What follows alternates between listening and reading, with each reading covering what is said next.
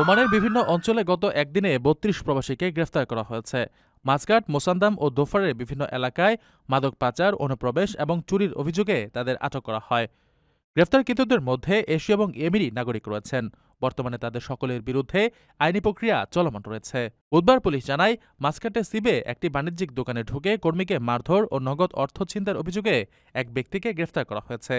আর আগে মঙ্গলবার মোসান্দাম police command পৃথক অভিযানে ৩টি নৌকা জব্দ করে ৮ জন এশিয়ার নাগরিককে গ্রেফতার করে। তারা অবৈধভাবে ওমানের জলসীমায় প্রবেশ করে বিপুল পরিমাণ অ্যালকোহল পাচারের চেষ্টা করছিল। এছাড়া বারকা ও দিব্বা এলাকা থেকে অবৈধভাবে দেশে প্রবেশের দায়ে আরও ১৪ এশীয় নাগরিককে আটক করে পুলিশ। একই প্রদেশের বোখা এলাকা থেকে ৪ জন এশীয়কে বিপুল পরিমাণ মারিজুয়ানা, হাশিশ, আফিম ও অন্যান্য মাদকদ্রব্য সহ গ্রেফতার করা হয়। অন্যদিকে দোফার প্রদেশের সমুদ্রপথে মাছ ধরার নৌকায় করে মাদক পাচারের সময় ৫ জন ইয়েমেনি নাগরিককে আটক করে উপকূলরক্ষা বাহিনী। ওমান পুলিশ জানিয়েছে, দেশের নিরাপত্তা ও স্থিতিশীলতা বজায় রাখতে এ ধরনের কঠোর অভিযান অব্যাহত থাকবে।